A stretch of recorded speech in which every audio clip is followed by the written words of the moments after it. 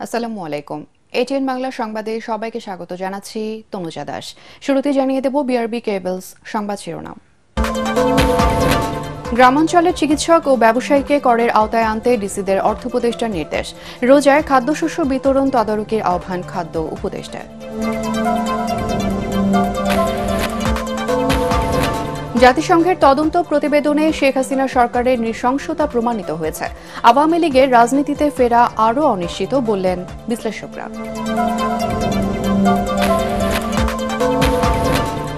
অন্তর্বর্তী সরকারের 6 মাসে দুর্নীতি কমলেও সহনীয় পর্যায়ে আসেনি মন্তব্য স্বরাষ্ট্র উপদেষ্টার।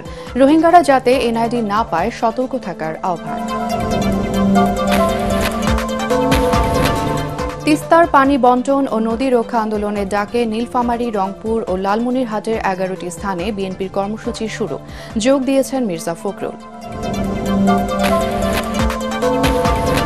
এবং রমজানে সুলভ মূল্যে দুধ, ডিম, মুরগি ও গরুর মাংস বিক্রি করবে প্রাণী সম্পদ মন্ত্রণালয়। 15 এপ্রিল থেকে 11 জুন পর্যন্ত ইলিশ ধরায় নিষেধাজ্ঞা। শুনছিলেন বিআরবি কেবলস সংবাদ শিরোনাম, এবারে বিস্তারিত। গ্রামাঞ্চলের সব চিকিৎসক, ব্যবসায়ীরা এবং আইনজীবীকে করের আওতায় আনতে ডিসিদের নির্দেশ দিয়েছেন অর্থ উপদেষ্টা ডক্টর সালেউদ্দিন আহমেদ।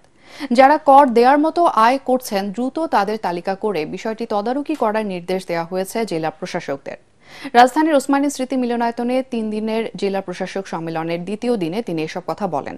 এর আগে সকালের অধিবেশনে খাদ্য উপদেষ্টা আলী ইমাম মজুমদার বলেন, রমজানের সুলভ মূল্যে খাদ্যশস্য সরবরাহ ও বিতরণ সুশৃঙ্খলভাবে পরিচালনা করতে ডিসিদের নির্দেশ দেওয়া হয়েছে। আরও জানাচ্ছেন রাজনা দাস। সারা দেশের জেলা প্রশাসকদের নিয়ে 3 দিনব্যাপী এই সম্মেলনের দ্বিতীয় দিনের প্রথম অধিবেশনে বিভিন্ন দপ্তরের উপদেষ্টাদের পক্ষ থেকে ডিসিদের দেওয়া হয় বিভিন্ন ধরনের নির্দেশনা ও পরামর্শ। অর্থ বিভাগ, অভ্যন্তরীণ সম্পদ, আর্থিক প্রতিষ্ঠান, অর্থনৈতিক সম্পর্ক বিভাগ ও বিজ্ঞান ও প্রযুক্তি মন্ত্রণালয় সংক্রান্ত দ্বিতীয় কার্য অধিবেশন শেষে সাংবাদিকদের সঙ্গে কথা বলেন অর্থ উপদেষ্টা।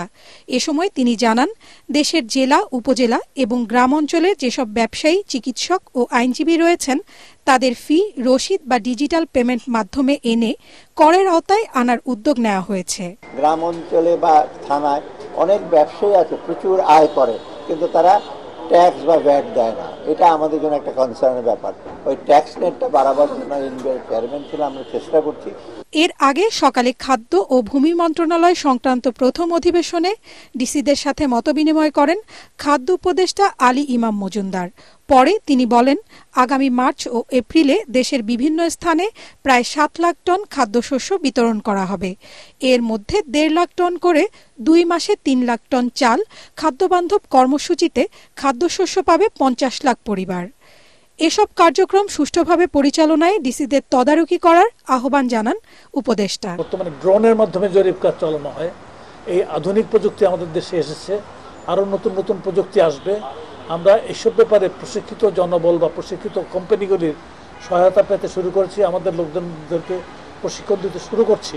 পরে সম্মেলনের দ্বিতীয় অধিবেশনে মুক্তিযোদ্ধা ও দুর্যোগ ব্যবস্থাপনা উপদেষ্টা জানান, দেশে যেসব ভুয়া মুক্তিযোদ্ধা রয়েছেন তাদের দ্রুততম সময়ের মধ্যে আইনের আওতায় আনা সহ মুক্তিযোদ্ধা সংসদ পুনর্গঠিত করা হবে।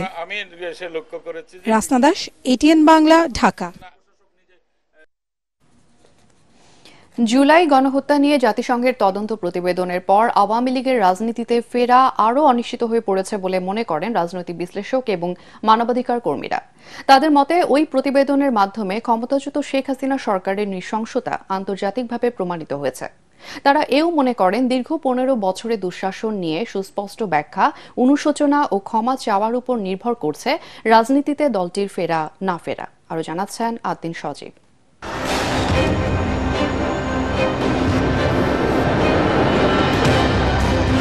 দীর্ঘ স্বৈর শাসনের বিরুদ্ধে 24-এর লড়াই, স্বাধীন বাংলাদেশে ক্ষমতাসীনদের এই নৃশংসতা ছাত্র জনতার কাছে এক দুঃস্বপ্ন।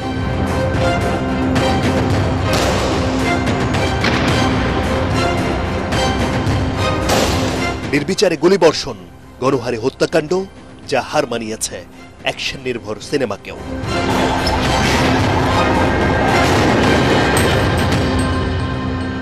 ছাত্র জনতার দুর্বার আন্দোলনে বিদায় নিতে হয়েছে শেখ হাসিনার সরকারকে। জুলাই অভ্যুত্থানের পর গণহত্যার বিচারের পাশাপাশি আওয়ামী লীগ নিষিদ্ধেরও দাবি ওঠে, যদিও এ নিয়ে আছে নানামুখী মত। তবে জুলাই গণহত্যা নিয়ে জাতিসংঘের তদন্ত প্রতিবেদন আর গোপন বন্দিশালার ভয়াবহতার চিত্র সামনে আসার পর আওয়ামী লীগের রাজনৈতিক ভবিষ্যৎ নিয়ে আবারও নানামুখী প্রশ্ন তৈরি হয়। রাজনৈতিক বিশ্লেষকরা মনে করেন, দেশের ইতিহাসের এই কালো অধ্যায়ের দায় কখনো এড়াতে পারবে না আওয়ামী লীগ। তবে এই রাষ্ট্রবিজ্ঞানীর মতে গণহত্যার দায় দলের চেয়েও ব্যক্তির উপরই বর্তায় বেশি। রাজনৈতিকভাবে তারা একের পর এক ভুল করেছে, সিদ্ধান্ত নিয়েছে, সেটার জন্য যদি কারো দায় নিতে হয় সেটাকে অবশ্যই প্রধান নেতা এবং তার যারা সহচর তাদেরকে বিচারিক প্রক্রিয়ার আওতায় এনে ব্যক্তি হিসেবে তাদেরকে নিষিদ্ধ করা যেতে পারে। মানবাধিকার কর্মী ও গুম কমিশনের সদস্য নূর খান বলেন, জাতিসংঘের প্রতিবেদন আওয়ামী পৈশাচিকতার একটা অকাট্য প্রমাণ, যা দীর্ঘ 15 বছরের গুম এবং বিচার বহির্ভূত হত্যাকাণ্ডের মতো নির্মমতা বিশ্ববাসীর কাছে দলিল হয়ে থাকবে। প্রথম হচ্ছে এটা মানবতা বিরোধী অপরাধ, গণহত্যা শামিল, এটাকে পাশ কাটানোর সুযোগ নাই। জাতিসংঘ উপস্থাপন করেছে এই প্রতিবেদনের কোনো অংশের সাথে কোনো প্রশ্ন তোলার সুযোগ আমি বা আমরা যারা দেশে ছিলাম, যাদের চোখ খোলা ছিল, তাদের কাছে এটির কোনো প্রশ্ন তোলার সুযোগ নেই। বিশ্লেষকরা বলছেন, রাজনীতিতে উত্থান পতন অস্বাভাবিক কিছু নয়, তবে জুলাই বিপ্লবের পৈশাচিকতা এবং ক্ষমতায় টিকে থাকতে বারবার প্রশ্নবিদ্ধ নির্বাচন আর দীর্ঘ দুঃশাসনের জন্য আওয়ামী লীগ নেতৃত্বের অনুশোচনা না থাকাকে নেতিবাচক বলছেন তারা।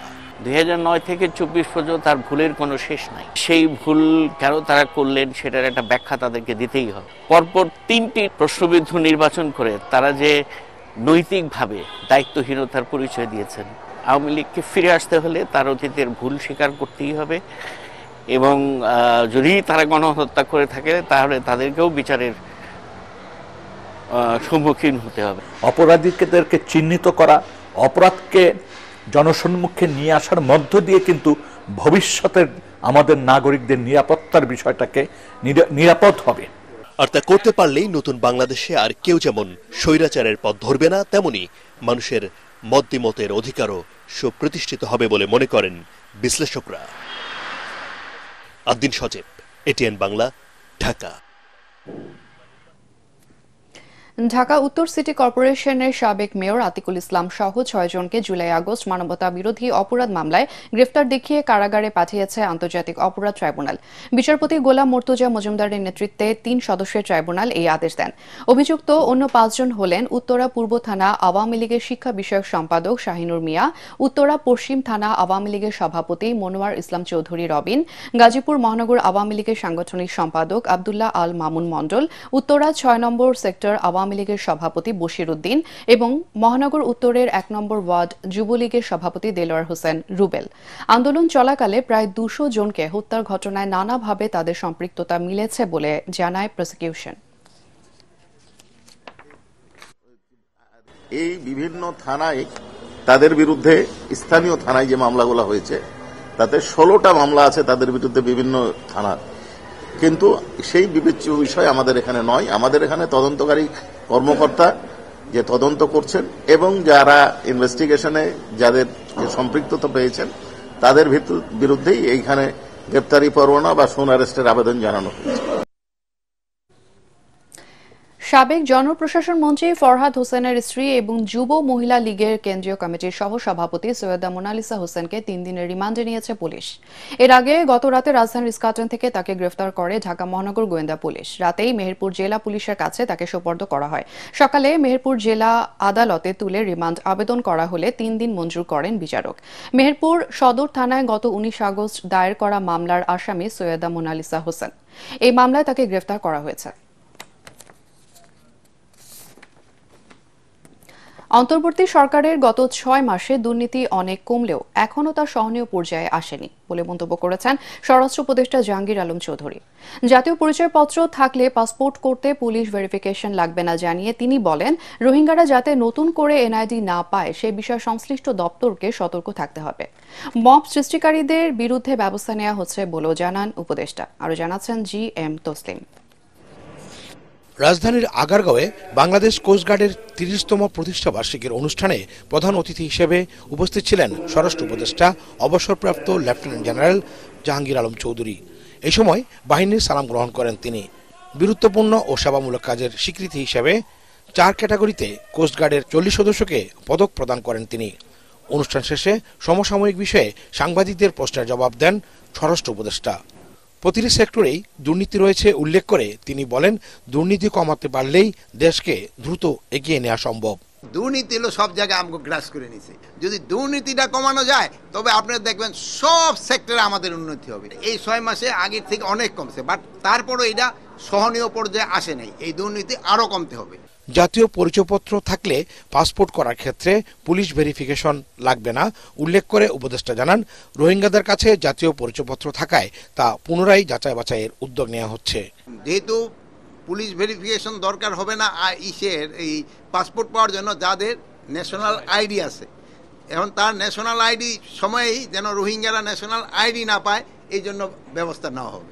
আইন শৃঙ্খলা বাহিনীর কোনো সদস্য অন্যায় করলে তার বিরুদ্ধে ব্যবস্থা নেওয়ার কথা জানিয়ে তিনি বলেন, সম্প্রতি অনেক পুলিশ সদস্যের বিরুদ্ধে ব্যবস্থা নেওয়া হয়েছে, যা গত 53 বছরেও করা হয়নি। যেখানে পাচ্ছি অ্যাকশন নিচ্ছি। অনেক সময় আছে যে রিপোর্টটা হওয়ার পরে আমাদের ইনভেস্টিগেশন করতে হয়। ইনভেস্টিগেশনের সময়টা অনেক সময় ইনভেস্টিগেশন করে দেখা যায় যে অনেক খবরের সত্যতা পাওয়া যায়, আবার কিছু কিছু খবরে কিন্তু মোটিভেটেড খবরও পাওয়া যায়। এই জন্য যেগুলির ক্ষেত্রে সত্যতা পাওয়া যায় ওইগুলির ক্ষেত্রে আমরা অ্যাকশন নেই।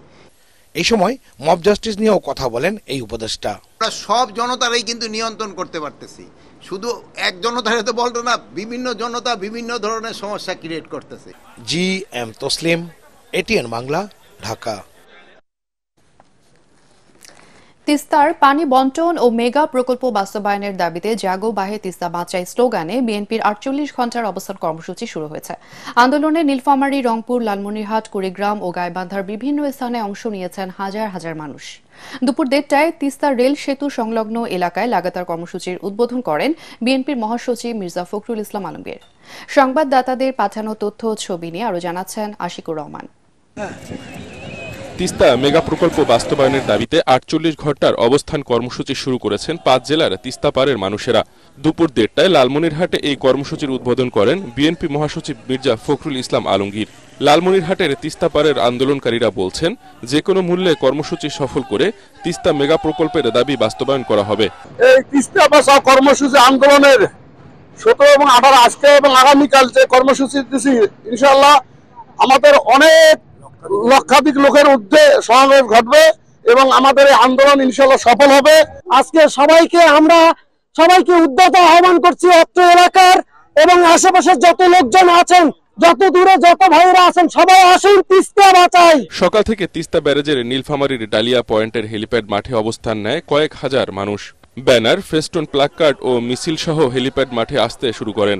এই অবস্থান কর্মসূচির মধ্য দিয়ে তিস্তার পানির ন্যায্য হিস্সা আদায় এবং তিস্তা মহাপরিকল্পনা বাস্তবায়ন হবে বলে আশা করছেন তিস্তা পারের মানুষেরা।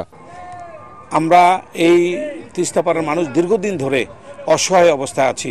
আমাদের প্রতি বছর নদী ভাঙ্গে বর্ষার সময় এবং শুষ্ক মৌসুমের সময় যখন আমাদের পানি দরকার তখন আমরা পানি পাই না। তাই আমি মনে করি যে এবারের যে আন্দোলন, এই আন্দোলনে সর্বস্তরের মানুষ সম্পৃক্ত হয়ে আমরা কর্মসূচি যে পালন করার উদ্যোগ নিয়েছি, আজকের থেকে আমাদের যুদ্ধ শুরু হয়ে গেল। যতক্ষণ পর্যন্ত পানি সঠিক ন্যায্যভাবে পাবো না, ততদিন আমাদের আন্দোলন সংগ্রাম চলতে থাকবে। 2 দিন আমরা দেখি ভারত সরকার তাদের কাছে নতজানু আমরা হইতে চাই না। রংপুর অঞ্চলের 5টি জেলায় 2 দিনব্যাপী তিস্তা নদীর রক্ষা আন্দোলনের ব্যাপক কর্মসূচি শুরু হয়েছে। এরই মধ্যে 5টি জেলার 11টি পয়েন্টে তিস্তা নদী তীরে ব্যাপক জনসমাবেশ শুরু হয়েছে। বিপুল সংখ্যক মানুষ মিছিল নিয়ে এসব পয়েন্টে আসতে শুরু করেছেন। Bureau report, ATN Bangla. রমজানের রাজধানীর 25টি স্থানে সুলভ মূল্যে ব্রয়লার মুরগি, দুধ, ডিম ও গরুর মাংস বিক্রি করবে প্রাণী সম্পদ মন্ত্রণালয়। এতে ড্রেসড ব্রয়লার প্রতি কেজি 250 টাকা, দুধ প্রতি লিটার 80 টাকা, প্রতি ডজন ডিম 114 টাকা, গরুর মাংস প্রতি কেজি 650 টাকা দরে বিক্রি করা হবে। সচিবালয়ে এসব তথ্য জানান প্রাণী সম্পদ মন্ত্রণালয়ের উপদেষ্টা ফরিদা আক্তার। তিনি জানান, আগামী 15 এপ্রিল থেকে 11 জুন পর্যন্ত 58 দিন ইলিশ ধরা, পরিবহন, বাজারজাত এবং ক্রয় বিক্রয় নিষিদ্ধ থাকবে। এবার রেণু পোনার সংখ্যা সংখ্যা বাড়ায় ইলিশ বেশি পাওয়া যাবে বলে আশা তার। ইলিশ ধরা বন্ধের সময় প্রকৃত মৎস্যজীবীদের তালিকা করে সহায়তা দেবে সরকার। প্রথমবারের মতো প্রবাসীদের জন্য ইলিশ পাঠানোর উদ্যোগ নিয়েছে মৎস্য ও প্রাণী সম্পদ মন্ত্রণালয়।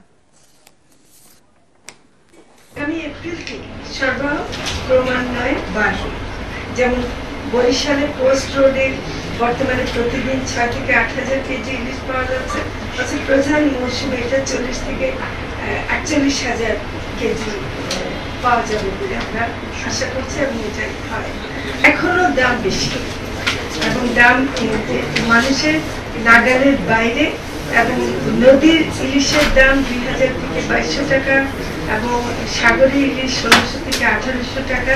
আমরা এর মধ্যে বিএফডিসির মাধ্যমে একটু চেষ্টা করেছিলাম, কিন্তু ওটা সাইজে বেশি বড় পাওয়া যায়নি, এই জন্য আমরা এখন আর বেশি দিচ্ছি না। লোকালয় থেকে দূরে কিশোরগঞ্জের বিভিন্ন হাওরে অস্থায়ী ঘর তৈরি করে বসবাস করছেন শত শত কৃষক। জিরাতি নামে পরিচিত এইসব কৃষক কষ্টে বোনা ফসল ঘরে তুলতে ব্যস্ত দিনরাত। জীবনের ঝুঁকি নিয়ে বছরে 6 মাস জীবনকে তুচ্ছ করে মাঠে পড়ে থাকেন তারা, যেখানে নেই বিশুদ্ধ খাবার পানির ব্যবস্থা, চারপাশে অস্বাস্থ্যকর পরিবেশ। কিশোরগঞ্জ থেকে সাইফুল মালিক চৌধুরী পাঠানো তথ্য ও ছবি নিয়ে আরো জানাচ্ছেন আশিকুর রহমান। নিজেদের ঘরবাড়ি আত্মীয় স্বজন ফেলে জীবিকার তাগিদে কার্তিক মাসে হাওরে পাড়ি জমান কৃষকরা। সেখানে ছোট্ট কুড়ে ঘরে স্যাঁতস্যাঁতে পরিবেশে বসবাস করেন তারা। একই ঘরে রাখা হয় গবাদি পশু। চরম স্বাস্থ্য ঝুঁকিতে বসবাস করা এসব মানুষের ভাগ্যে জোটে না পুষ্টিকর খাবার। বেশিরভাগ ক্ষেত্রেই মোটা ভাত আর মরিচ ভর্তা কিংবা পান্তা ভাত দিয়ে চলে খাবার। নেই বিশুদ্ধ পানীয় জলের ব্যবস্থা। আছে শিলাবৃষ্টি, বজ্রপাত সহ নানা প্রাকৃতিক বিপর্যয়ের আশঙ্কা। তবে এসব তুচ্ছ করে জীবনের ঝুঁকি নিয়ে হাওরে জমি তৈরি করে চারা রোপণ, সেচ, পরিচর্যা করেন জিরাতিরা। 6 মাস পর ধান কাটা, মারাই, ঝাড়াই শেষে নতুন ধান সঙ্গে নিয়ে বৈশাখ জ্যৈষ্ঠ মাসে বাড়ি ফেরেন তারা। বাপদাদা থেকে শুরু করে তাদের আগের বংশধররা এভাবেই চালাচ্ছেন নিজেদের জীবিকা। এখানে আমরা কৃষি কাজ করার জন্য আইছি, অনেক কষ্ট করে। কাতি মাস হয় আর একবার জ্যৈষ্ঠ মাসও যায় আর কি। বৈশাখে দাওয়াটা তুললিয়া আপনার এই গৃহস্থ ঘর দিয়া পরে আমরা জম লাগবো। গৃহস্থী করতে গরু বাছুর নিয়ে থাকতে হয় একসাথে করে। এই টিউবওয়েল নাই, আমাদের বাথরুম নাই, আমাদের খুব কষ্ট হয়। তবে তাদের বিশুদ্ধ পানি ও স্যানিটেশন নিশ্চিত করতে নানা পদক্ষেপ নেওয়া হয়েছে বলে জানান জেলা প্রশাসক। সুপেয় পানির যে বিষয়টা, সেখানে টিউবওয়েলের একটা ব্যবস্থা করা যেতে পারে। তো এই বিষয় তাদের সাথে আমাদের আলাপ হয়েছে এবং তারা ঊর্ধ্বতন কর্তৃপক্ষকে জানানোর জন্য ইতিমধ্যে কার্যক্রম গ্রহণ করেছে। তো এটা যদি অ্যাপ্রুভ হয়ে আসে, তখন আমরা যে সুপেয় পানির ব্যবস্থা এবং স্যানিটেশনের যে বিষয়টা আছে, এখানে আমরা কার্যকর ব্যবস্থা নিতে পারবো। কিশোরগঞ্জ ছাড়াও দেশের বিভিন্ন হাওর অঞ্চলে বসবাস করছেন জিরাতিরা। Bureau report, ATN Bangla. এবার আল আরাফা ইসলামী ব্যাংক অর্থ সংবাদ।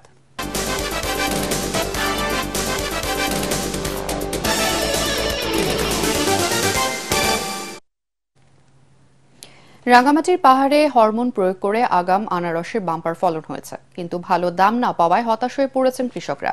স্থানীয় বাজারে চাহিদা না থাকায় বিক্রি হচ্ছে না সুস্বাদু এই রসালো ফল।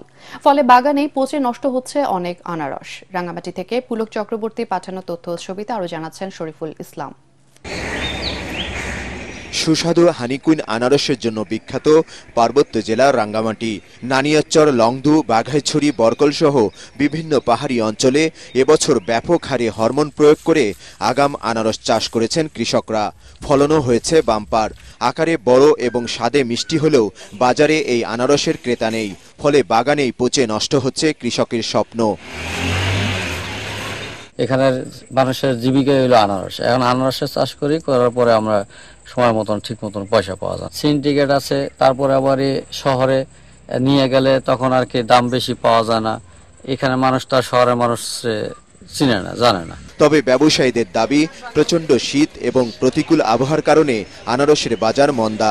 এগুলো অগ্রিম কিনা, কিন্তু শীতের কারণে, আবহাওয়ার খারাপ কারণে বাজার খুবই খারাপ ঢাকা। কিন্তু কিনছি যখন, এগুলো তো কারণ বাজার আমাদের বেচতেই হবে। আমাদের প্রতিটা ব্যাপারে অনেক টাকা করে লস। কৃষি বিভাগের তথ্য অনুযায়ী রাঙ্গামাটিতে প্রায় 8,000 হেক্টর জমিতে চাষ হয়েছে আনারস। এবছর হরমোন প্রয়োগের মাধ্যমে ব্যাপক হারে আগাম আনারস উৎপাদন হয়েছে। পরিমাণ মতো হরমোন চাষ করা হয়, হরমোন দিয়ে চাষ করা হয়, তাহলে এটা আমাদের জন্য ক্ষতিকর নয়। তো যদি এটা আমরা সিজনে আমরা এই আনারসটা পাই তাহলে এটা অনেক মিষ্টি হয়, কিন্তু যেহেতু এখন একটু শীতের পরিমাণ একটু বেশি, হয়তো মিষ্টতা কম, সেজন্য বাজারের চাহিদা একটু কম। তাপমাত্রা বাড়ার সাথে সাথে এর যেমনটি উৎপাদনও বাড়বে, তেমন এর বাজারে চড়া দামে এটা বিক্রি করতে পারবে। বাজার স্থিতিশীল রাখতে সরকারের কাছে সহায়তা চেয়েছেন কৃষকরা। ন্যায্য দাম নিশ্চিত না হলে আগামীতে সুমিষ্ট রসালো এই ফল চাষে কৃষকরা আগ্রহ হারিয়ে ফেলতে পারেন বলে শঙ্কা স্থানীয়দের। Bureau report, ATN Bangla. এবার আন্তর্জাতিক সংবাদ।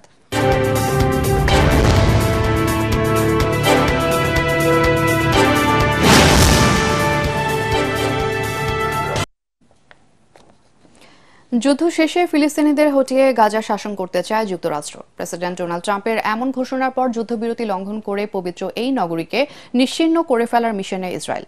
ট্রাম্পের পরিকল্পনাকে স্বাগত জানিয়ে দেশটির প্রধানমন্ত্রী হুঁশিয়ারি দেন, হামাস সব ইসরায়েলি জিম্মিকে মুক্তি না দিলে গাজার নরকের দরজাগুলো খুলে দেয়া হবে। এতে গাজার শাসনভার ইহুদিদের হাতে চলে যাবার আশঙ্কা দেখা দিয়েছে। আরও জানাচ্ছেন শরীফুল ইসলাম। বিশ্বকে অনেকটা বৃদ্ধাঙ্গুল দেখিয়ে মুসলমানদের অন্যতম পবিত্র নগরী গাজাকে প্রায় মাটির সঙ্গে মিশিয়ে দিয়েছে ইহুদিবাদী ইসরায়েল। ধর্ম বর্ণ নির্বিশেষে বিশ্বের সর্বস্তরের মানুষ ইসরায়েলি বাহিনীর এই নৃশংসতার প্রতিবাদ ও ধিক্কার জানালেও তাতে বিন্দুমাত্র কর্ণপাত না করে প্রতিদিনই ফিলিস্তিনি নিরীহ নারী শিশু পুরুষকে হত্যা করছে তারা।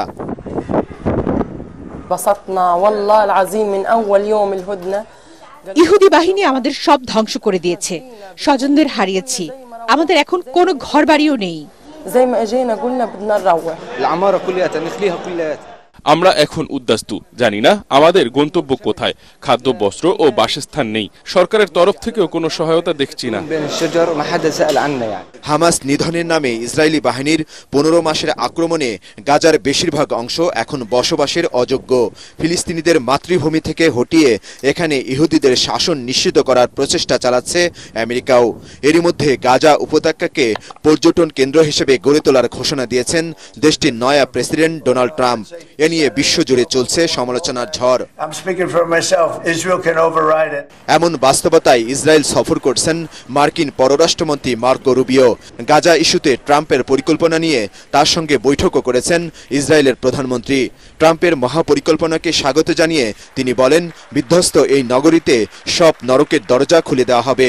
ফিলিস্তিনিদের গাজা থেকে বের করে মিশর ও জর্ডানে পাঠানোর ঘোষণাও দেন এই ইহুদি নেতা। And the only plan that I think can work to enable a different future for the people of Gaza. আমরা হামাসের সামরিক সক্ষমতা এবং গাজায় তাদের শাসন শেষ করে দেব। গাজা যেন আর কখনোই ইসরায়েলের জন্য হুমকি না হয়ে দাঁড়ায়। গাজা নিয়ে ট্রাম্পের পরিকল্পনাকে আমরা স্বাগত জানাই। আমার মনে হয় এর মাধ্যমে গাজার জনগণের একটি ভিন্ন ভবিষ্যৎ হবে। ফিলিস্তিনিরা বিশ্বের সবচেয়ে বড় উন্মুক্ত কারাগার থেকে মুক্ত হবে। 150,000 Gazans left. You know how they left? এদিকে হামাসের সাথে যুদ্ধবিরতির মধ্যেই গাজায় একের পর এক ফিলিস্তিনিকে হত্যায় নেতানিয়াহু প্রশাসনের সমালোচনা করেছেন মধ্যপ্রাচ্যে মার্কিন বিশেষ দূত।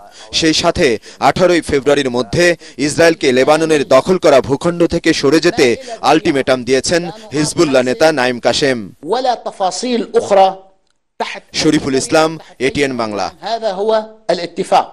রাজধানীতে ই টিকিটিং এবং কাউন্টার ভিত্তিক গোলাপি বাস প্রকল্প মালিক সমিতির অধীনে চললে তা মুখ থুবড়ে পড়বে বলে আশঙ্কা যাত্রী কল্যাণ সমিতির। ঢাকা রিপোর্টার্স ইউনিটিতে সংবাদ সম্মেলনে সমিতির মহাসচিব মোজাম্মেল হক বলেন, ইতোমধ্যে নগরীতে গণপরিবহন সংকট দেখা দিয়েছে। এই সংকট নিরসনে কোম্পানির আদলে রুট ন্যাশনালাইজেশন পদ্ধতিতে করিডোর ভিত্তিতে বাস চলাচল নিশ্চিত করার দাবি জানান তিনি। অতিরিক্ত ভাড়া আদায়কারী সিএনজি অটোরিকশার বিরুদ্ধে জেল জরিমানার নির্দেশনা বাতিল করায় বিআরটিএ চেয়ারম্যানকে পদত্যাগ করার দাবি জানান যাত্রী কল্যাণ সমিতির নেতারা। এই নিয়ন্ত্রক সংস্থা যদি আমাদের নিরাপত্তা দিতে ব্যর্থ হয়, বিআরটিএ যদি যাত্রী সাধারণের নিরাপত্তা দিতে ব্যর্থ হয়, নিরাপদ এবং নির্বিঘ্ন যাতায়াত নিশ্চিত করতে ব্যর্থ হয়, সড়ক দুর্ঘটনা কমাতে ব্যর্থ হয়, এইরকম প্রতিষ্ঠান রাষ্ট্র আর জনগণের টাকায় পোষার প্রয়োজন আছে বলে আমি মনে করি না। এসো দেশ বদলায় পৃথিবী বদলায় প্রতিপাদ্যে ঢাকার রেসিডেন্সিয়াল মডেল কলেজে চলছে তারুণ্যের উৎসব 2025। এ উপলক্ষে সকালে ছাত্রদের বিভিন্ন খেলাধুলা, চারু ও কারুকলা, দেয়াল পত্রিকা প্রদর্শনীর পাশাপাশি কলেজ বটমূলে উদ্যোক্তা মেলার আয়োজন করা হয়। এছাড়া কলেজ অডিটোরিয়ামে জুলাই আগস্ট বিপ্লবের উপর প্রামাণ্য চিত্র প্রদর্শন করা হয়। অনুষ্ঠানে প্রধান অতিথির বক্তব্যে যুব ও ক্রীড়া উপদেষ্টা আসিফ মাহমুদ ছাত্রদের জ্ঞান অর্জনের পাশাপাশি যোগ্য নাগরিক হিসেবে নিজেদেরকে গড়ে তোলার পরামর্শ দেন। কলেজের অধ্যক্ষ brigadier general doctor Mohammad Jaber হোসেনের সভাপতিত্বে অনুষ্ঠানে উপস্থিত ছিলেন যুব ও ক্রীড়া সচিব মোহাম্মদ রেজাউল মাকসুদ জাহেদি, শিক্ষা মন্ত্রণালয়ের অতিরিক্ত সচিব মোহাম্মদ হুমায়ুন কবির, যুব ও ক্রীড়া মন্ত্রণালয়ের যুগ্ম সচিব ডক্টর শেখ মোহাম্মদ জোবায়েদ হোসেন। এবার পাটেক্স খেলার খবর।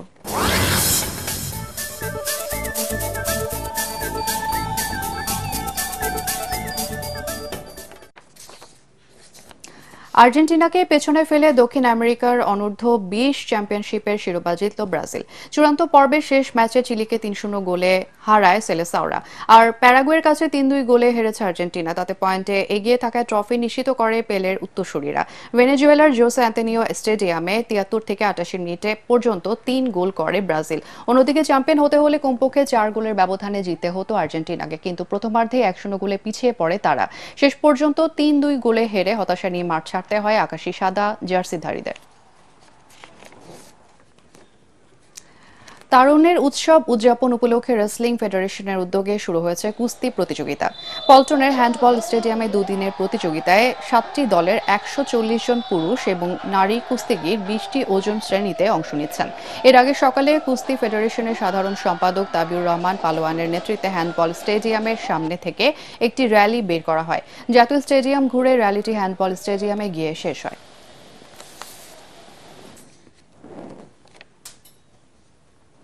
শেষ করার আগে বিআরবি কেবলস সংবাদ শিরোনাম আরও একবার।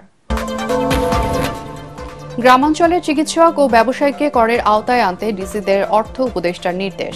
রোজায় খাদ্যশস্য বিতরণ তদারকির আহ্বান খাদ্য উপদেষ্টার। জাতিসংঘের তদন্ত প্রতিবেদনে শেখ হাসিনা সরকারের নৃশংসতা প্রমাণিত হয়েছে। আওয়ামী লীগের রাজনীতিতে ফেরা আরও অনিশ্চিত বলছেন বিশ্লেষকরা।